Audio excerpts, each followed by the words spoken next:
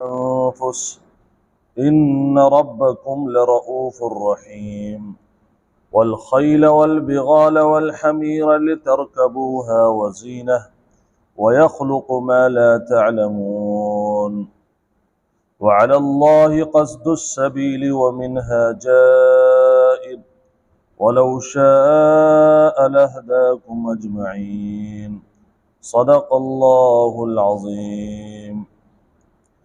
दुरूद शरीफ अल्लाहुम्मा सल्लि अला मुहम्मद व अला आलि मुहम्मद कमा सल्लैता अला इब्राहीम व अला आलि इब्राहीम इन्नका हमीदुम मजीद। अल्लाहुम्मा बारिक अला मुहम्मद व अला आलि मुहम्मद कमा बारकता अला इब्राहीम व अला आलि इब्राहीम इन्नका हमीदुम मजीद।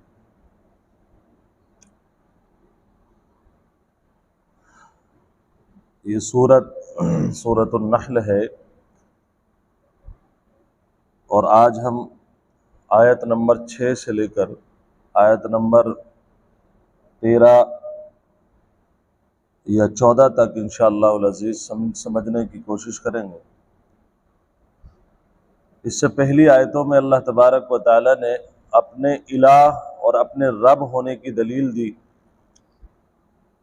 उन्हीं दलाइल में से और उन्हीं इनामात में से एक इनाम अल्लाह का ये भी है, वलकुम फ़ीहा जमालुन हीन तुरिहून व हीन तसरहून, और तुम्हारे लिए उसके अंदर इज्जत है उनके अंदर, यानी अभी पीछे जानवरों का जिक्र अल्लाह ने फरमाया था। वो अल्फाज ये थे वल अनआम खलक़हा, और अल्लाह ने चौपायों को बनाया यानी पैदा किया। लकुम फ़ीहा दिफ़उन, उसमें तुम्हारे लिए गर्म सामान है। व मनाफ़िउ, और बहुत सारे फ़ायदे हैं। व मिन्हा ताकुलून, और उन जानवरों में से कुछ को तो तुम खाते हो। जानवरों का जो तज़किरा है अल्लाह पाक ने बड़ी एक किस्म की तफसील के साथ बयान फरमाया। उसके घी को, मक्खन को, और जब वो ज़िबा हो जाए तो उसकी खालों के ज़रिए से तुम अपने कपड़े बनाते हो और गोश्त को तुम खाते हो। और अल्लाह पाक ने फरमाया वलकुम फ़ीहा जमाल, और तुम्हारे लिए उसके अंदर एक इज्जत है, जमाल है। कैसे है वो इज्जत? जानवरों के जरिए से इज्जत कैसे है? देखिए, अभी तो हमारा जमाना जो है वो फॉर्चूनर वाला जमाना है। अभी 4-5 गाड़ियां हमारे पास होती हैं और वो बाहर निकलती हैं तो आदमी कुछ ना कुछ तो तारीफ करता है ना कि भाई आदमी के पास, इनके पास बहुत कुछ है। ऐसे ही एक दौर था और माजी करीब तक रहा है कि जिसके पास जानवर ज्यादा हुआ करते थे तो रोड पर जैसे ही वो जानवर निकलते थे चरने के लिए, नदी पे जा रहे हैं पानी पीने के लिए या वैसे, तो दूसरे लोग देख करके कहते थे माशाल्लाह भाई इनके पास, जो मोहब्बत रखने वाले हैं वो कहते थे भाई इनके पास बहुत कुछ है, देखो अल्लाह का दिया हुआ, इनके पास बैल भी हैं, भैंसे भी हैं, और भैंसों की तादाद भी ज्यादा है। और ऐसे ही जब वो वापस आते थे तो बहुत सारे लोग तारीफ करते थे। तो जानवरों की कसरत और जानवरों का अच्छा होना, रास्ते पर जब वो चलते थे तो वो अपने मालिक की तारीफ कराते थे। अल्लाह फरमाता है कि ये इज्जत जो आपको मिली जानवरों के जरिए से, इसी को कम से कम तुम समझ लो। तुम्हारे रब ने तुम्हें इस लायक बना दिया कि तुम्हारी भैंसे और तुम्हारे जानवर रास्तों पर चले और उनकी कसरत को देख करके लोग तारीफ करें। अब आगे अल्लाह ने फरमाया वतहमिलु अस्क़ालकुम इला बलदिन लम तकूनु बालिग़ीहि इल्ला बिशिक़्क़िल अनफुस, और ये जो जानवर हैं इनका एक फायदा ये भी है कि ये जो बोझ तुम्हारे हैं, वैसे तो एक शहर से दूसरे शहर अगर कोई इंसान जाता है, अगर आप तसव्वुर करें इस वक्त मान लीजिए कोई भी आपके पास वाहन नहीं है जाने के लिए, यहां से आपको दिल्ली जाना है, अभी तो आप 3 से 4 घंटे में पहुंच जाते हैं। अगर पैदल जाना पड़े तो क्या हाल होगा? पैदल जाने में चलो ठीक है, एक बंदे को मान लिया कि वो चला गया, एक दिन में से ही 2 दिन में या 3 दिन में चला गया। अब उससे ये कहा जाए, कोई रिश्तेदार जो दिल्ली में बैठा हुआ है वो ये कहे साहब 1 कट्टा चावल भी ले आना, तो या तो 1 कट्टा चावल पहुंचेगा या वो खुद पहुंचेगा, क्योंकि दोनों तो एक साथ पैदल नहीं पहुंच सकते। अब सवारियों का तस्वुर में कह रहा हूं कि माजी करीब तक जो ऊंटों की सवारियां चलती थी, घोड़ों की सवारियां चलती थी, खच्चर की सवारियां चलती थी, अल्लाह उसकी तरफ तवज्जो दिला रहा है कि देखो हमने सवारी के लिए भी इंतजाम जानवरों का किया तुम्हारे लिए, उसका क्या हुआ, तहमिलु अस्कालकुम, और तुम लोग अपने बोझों को उठाते हो, इला बलदिन, एक दूसरे शहर तक, लम तकूनु बालिगीही, जिस शहर को तुम खुद नहीं पहुंच सकते थे, इल्ला बिशिक्किल अनफुस, मगर जान को खपा करके, यानी उस शहर में तुम्हारे लिए सिर्फ अपने आप जाना भी एक बहुत मशक्कत का काम था, और फिर अल्लाह ताला ने जानवरों का इंतजाम किया, तुम खुद भी गए और साथ में जो आपका बोझ था उन जानवरों ने वो भी उठा करके दूसरे शहर पहुंचा दिया। अब बताओ, तुम्हारे लिए इतना आसान कर दिया, अब बताओ इबादत किसकी करोगे? सवाल है अल्लाह का ही कि अल्लाह ने तुम्हारे जाने का, तुम्हारे सामान के जाने का इंतजाम कर दिया, अब बताओ अल्लाह के अलावा किसकी इबादत करोगे? किसी की इबादत नहीं सिवाय अल्लाह के, क्योंकि जानवरों का पैदा करना सिर्फ अल्लाह का काम है। अल्लाह के अलावा कोई एक भैंस का बच्चा भी पैदा नहीं कर सकता है। आज साइंस बहुत तरक्की पर है और बहुत सारे अगर आप YouTube वगैरह पर देखेंगे तो लोगों ने जानवर बनाने की भी कोशिश की है। मिसाल के तौर पर कुत्ते बना रहे हैं या कोई और जानवर बना रहे हैं, उसमें क्या है कि वो मोटर लगा रखी है उन्होंने, वो मोटर के जरिए से चल रहे हैं, लेकिन वो अलग ही पता चल रहा है कि ये जानदार चीज नहीं है, क्योंकि मोटर के जरिए से जो जानवर चल रहा है चार पैरों पर, उसकी कैफियत और वो एक रूह जो हमें दिखाई नहीं देती है उसके जरिए से जो जानवर चलता है, दोनों में जमीन आसमान का फर्क है। वहां मोटर इतनी तगड़ी लगी हुई है फिर भी छोटा सा जानवर नहीं चल पा रहा, और रूह जिसको आज तक किसी ने देखा नहीं है, वो जरा सी रूह अल्लाह फूंकता है और वो जानवर और इंसान दौड़ता चला जाता है। अल्लाह के अलावा ये कोई और नहीं कर सकता है, तो इबादत किसकी करेंगे? अल्लाह की करेंगे। अब अल्लाह तबारक व तआला ने इसके बाद फरमाया, इन्ना रब्बकुम लरऊफुर रहीम, बिलाशुबा जो तुम्हारा रब है वो शफकत वाला मेहरबान है। मतलब ये जानवरों को पैदा करना, आपने कोई अल्लाह को पैसे दिए थे कि अल्लाह हमारे लिए एक जो है भैंस या एक ऊंट तैयार करवा दीजिए? भाई कंपनी वालों को आप पैसा पहले पे करते हैं, ऑर्डर देते हैं, आपको रोल्स रॉयस चाहिए, आपको एक फॉर्च्यूनर चाहिए, आप पहले पैसा देते हैं, वो तैयार करके देते हैं आपको। अल्लाह कह रहा है मेरे किसी फरिश्ते को तुमने कोई ऐसी सिफारिश या कोई पैसा दिया? नहीं दिया, लेकिन फिर भी मैंने तुम्हारे लिए पैदा किया। वजह उसकी यह है कि इंसान वो काम जो कोई दूसरा नहीं कर सकता है, सिर्फ वही कर सकता है, वो किसी के लिए जब बनाएगा जब उससे मोहब्बत होगी और शफकत होगी। अल्लाह ने फरमाया कि मुझे तुमसे मोहब्बत है, तुमसे मोहब्बत है, तुमसे मोहब्बत है, इस वजह से मैंने तुम्हारे लिए सब चीजें तैयार की। वल खैल वल बिगाल वल हमीर लितरकबूहा वज़ीना, और घोड़े पैदा किए, खच्चर पैदा किए, गधे पैदा किए, लितरकबूहा वज़ीना, ताकि तुम उस पर सवार हो और उससे जीनत हासिल करो। यानी आज भी देख लीजिए, आज बहुत गाड़ियों का जमाना है। मैं आपको एक बारीक सी बात और अवामी तौर पर एक बात समझाना चाहता हूं, अल्लाह की कुदरत। आज भी क्या कहा जाता है दूल्हे को, अरे कब घोड़ी चढ़ रहे हो आप? सारी डेकोरेशन मौजूद है, बड़ी बड़ी गाड़ियां मौजूद है, लेकिन दूल्हे का तसव्वुर जो इज्जत उसकी होती है वो आज भी घोड़े के जरिए से होती है। ये अल्लाह तबारक व तआला ने, ये तो मैंने ऐसे ही आपको जिक्र कर दिया। उस जमाने में जब जंगें हुआ करती थी, या उस जमाने में जब सिर्फ खच्चरों का दौर था, अगर कोई इंसान घोड़े पर आता था तो ये माना जाता था ये कहीं का नवाब है। और आज भी लोग सारी गाड़ियों के जमाने के बावजूद अपने घरों में, अपनी फैक्ट्रियों में घोड़े पाल रहे हैं। वजह यह है कि इतनी गाड़ियों के दरमियान अगर कोई अच्छे घोड़े पर सवार होकर के आ जाए तो आदमी जो बड़ी बड़ी गाड़ियों में बैठा हुआ है उसको उतना नहीं देखेगा जितना इसको देखेगा। अल्लाह फरमाता है हमने पैदा किए घोड़े, खच्चर, गधे, लितरकबूहा, ताकि उन पर सवार हो, वज़ीना, और जीनत हासिल करो, उससे खूबसूरती हासिल करो तुम। वयख़्लुक़ु मा ला तअलमून, और अल्लाह ने वो सवारियां पैदा की जिसको तुम नहीं जानते हो। आप इस आयत को अब से 1400 साल पहले लेकर के जाइए, थोड़ा समझने की कोशिश करने प्रैक्टिकली। वहां पर सवारी के लिए क्या था?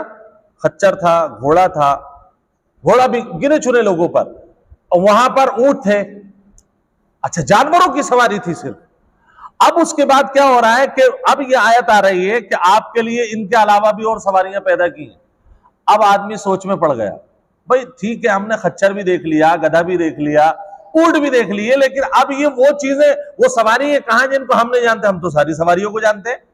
तो हो सकता है किसी मुनकिर कुरान ने समझ में ना आने की बुनियाद पर यह भी कहा हो, साहब ये आयत तो एक्स्ट्रा है, इसका कोई मतलब नहीं। लेकिन बताओ, अल्लाह ने दो पहिया वाहन ईजाद करवा करके क्या इस आयत को सादिक नहीं कर दिया? अल्लाह ने चार पहियों की सवारियां आपको दे करके क्या अल्लाह पाक ने इस आयत को साबित नहीं कर दिया? हवाई जहाज, जो तस्वुर नहीं था, किसी को यह वहम गुमान भी नहीं था कि कोई आदमी ऐसा भी होगा जो ना जमीन पर होगा ना आसमान पर होगा, और बीच में हवाओं के खलाओं के दरमियान से चीरता फाड़ता वो एक मुल्क से दूसरे मुल्क चला जाएगा, उस वक्त तस्वुर नहीं था। लेकिन मेरे रब ने पहले ही इशारा दे दिया, मैं अभी वो सवारियां भी पैदा करने वाला हूं जिनको तुम जानते भी नहीं। ये अल्लाह ही है जो कयामत तक आने वाली चीजों को जानता है। अब ये समझ में बात आई कि अगर कुरान की कोई ऐसी आयत जिसका ज़ुहूर अभी तक नहीं हुआ, या जिन चीजों का ज़ुहूर अभी तक नहीं हुआ, समझ में नहीं आ रही, अकल में नहीं आ रही, तो ऐसा नहीं है कि जो समझ में ना आए उसका इनकार कर दो। समझ रहे हैं इस आयत का मतलब? मैं जो आपको समझाना चाह रहा हूं यहां कि आखिरत हमारी समझ में नहीं आ रही, लेकिन समझ लो कि जो अब तक लोगों की समझ में नहीं आई थी, अल्लाह ने उन तमाम चीजों का जो जिक्र किया, उनका वजूद बाद में आया नहीं आया। ऐसे ही जो चीज आपकी समझ में नहीं आ रही उसका इनकार मत करो, समझने की कोशिश करो। और हमारा कुरान तो ये कहता है, जब कुछ समझ में नहीं आए, अल्लाह और रसूल ने फरमा दिया, मा आताकुम रसूल फखुदूहु व मा नहाकुम अन्हु फंतहु। जिसका हुक्म दे दिया उसको करो, जिससे रोक दिया उससे रुक जाओ। ये मत देखो कि साहब इसके करने में तो बड़ा नुकसान है और इससे रुकने में बड़ा नुकसान है। भाई ज्यादा अकल मत दौड़ाओ, क्योंकि इसका जमीन का जो पैदा करने वाला, आसमान का जो पैदा करने वाला है, कुरान को उतारने वाली जात भी वही है, उससे सब कुछ राज मालूम है। व अलल्लाहि क़स्दुस सबील व मिनहा जाइर, और अल्लाह की तरफ जाने वाला रास्ता सीधा रास्ता है, और अल्लाह तक पहुंचने वाला रास्ता सीधा रास्ता है। व मिनहा जाइर, और उनमें से बाज टेढ़े रास्ते भी हैं। यानी एक रहमान का रास्ता तो एक ही है, उसके अलावा आप चू चिरा, ऐसे हो गया, थोड़ा ऐसे भी कर लूं, थोड़ा वैसे भी कर लूं, ऐसे बहुत सारे रास्ते हैं। हलाल का रास्ता तो एक ही होता है, वो मेहनत के बाद ही हासिल होता है। और आप ये भी कर लूं, क्या कोई गुंजाइश है, ऐसा भी कर लूं, क्या कोई गुंजाइश है, तो जनाब ऐसा वैसा तो आप कर लेंगे, और हो सकता है कहीं तौबा की तौफीक भी हो जाए और अल्लाह माफ भी कर दे। ये भी हो सकता है कि पकड़ हो जाए और पिटाई हो जाए। तो भाई ऐसा काम करने से गुरेज करो जिसमें खतरा हो आखिरत का या दुनिया का। बिल्कुल सीधा रास्ता अल्लाह कह रहा एक ही है, अल्लाह तक पहुंचने वाला रास्ता कोई दूसरा नहीं है। और जो दूसरे रास्ते तुम्हें नजर आ रहे हैं उसमें टेढ़ है, कजी है, और कजी का मतलब आखिरत का अजाब। एक सवाल यह है, उसका जवाब आ रहा अगली आयत। सवाल यह है, फिर अल्लाह ताला ने इतने हलाल इतने हराम चीजें बनाई कि भाई ये मत करो, ये करो, नबी को भेजा, कुरान को भेजा, इन सब की जरूरत क्या थी? अगर ये अल्लाह ही का कलाम है और अल्लाह ही जो है सबका मालिक है, तो फिर अल्लाह तबारक व तआला ने ये इख्तियार क्यों दे दिया बंदे को? सब मुसलमान क्यों नहीं है? यानी ये सब लोग गलत रास्ते पर क्यों चल रहे हैं? अल्लाह ने फरमाया, हाँ वलौ शाअ लहदाकुम, अल्लाह में ताकत है कि सबको एक रास्ते पर जला दे, उसके अंदर ताकत है, सबको गुंगा बना दे और जबान दे तो वो एक ही कलमा कहे जो अल्लाह चाहता है।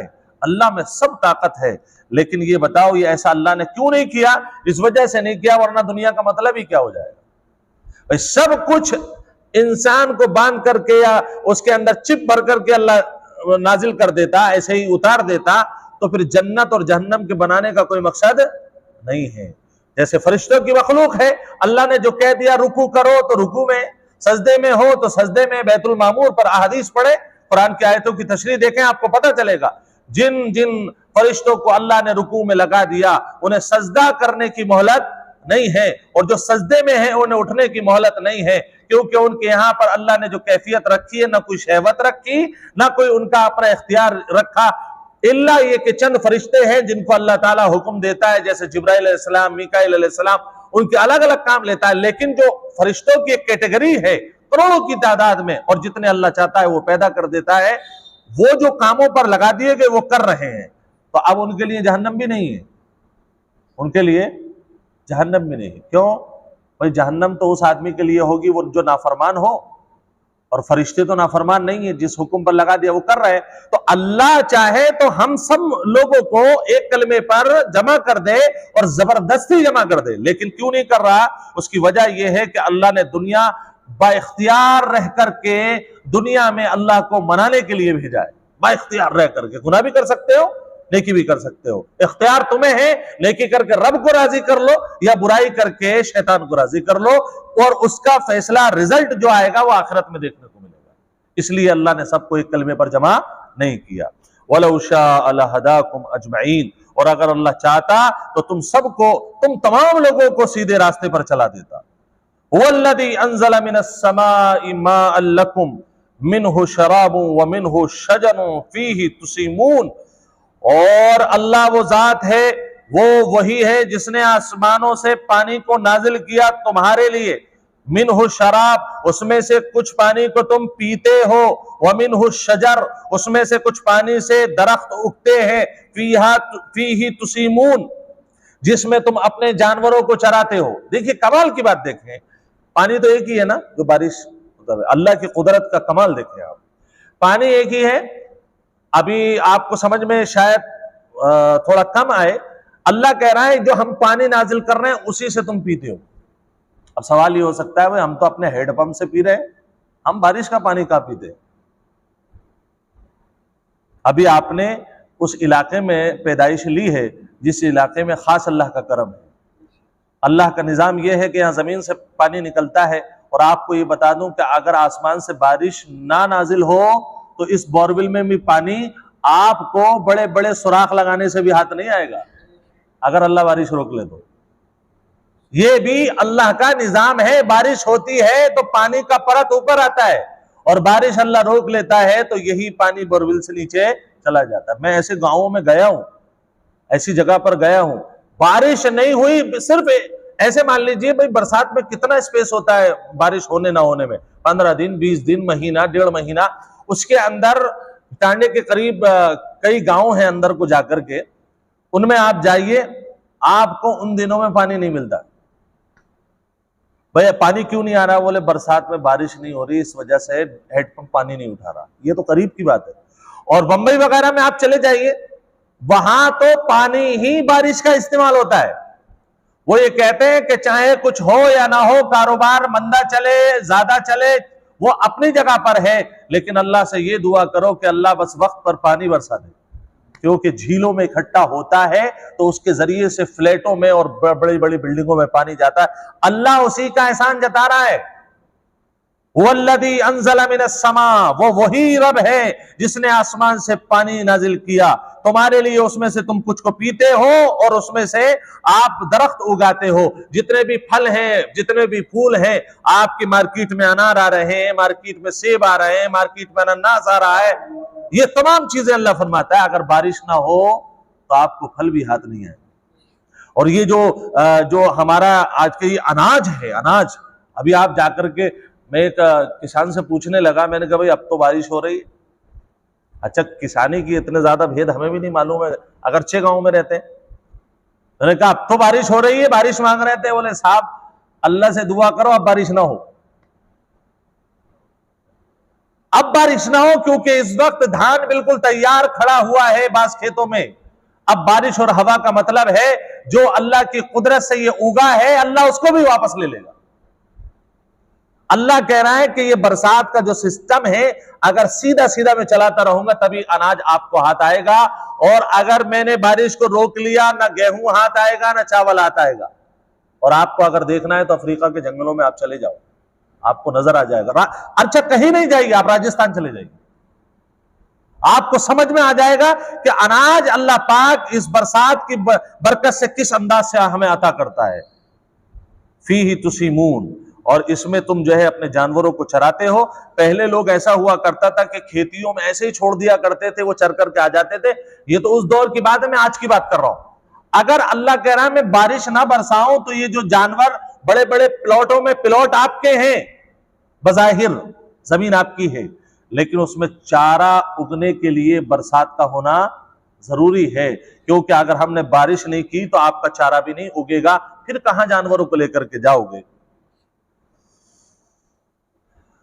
एक आयत और कर लेते हैं, युम्बितु लकुम बिहि ज़रअ वज़्ज़ैतून वन्नख़ील वलअअनाब वमिन कुल्लि समरात, और अल्लाह उगाता है तुम्हारे लिए उसके जरिए से खेती, जैतून, खजूरें और अंगूर और हर किस्म के फल, यानी बरसात की बरकत से। इन्न फ़ी ज़ालिका लआयतन लिक़ौमिन यतफ़क्करून, बिलाशुबा इसमें निशानी है उन लोगों के लिए जो गौर व फिक्र करते हैं। यानी अगर तुम्हें गौर व फिक्र की अभी भी कोई तौफीक नहीं हुई, अब भी गौर कर लो अल्लाह की कुदरत पर। ये अनाज, ये गल्ला, ये फल, ये फ्रूट्स, ये तमाम चीजें आपको बताएंगी कि मेरा रब कौन है और इबादत के लायक है। अल्लाह तबारक व तआला अल्लाह की कुदरत को समझने की और उस पर ईमान रखने की तौफीक नसीब फरमाए।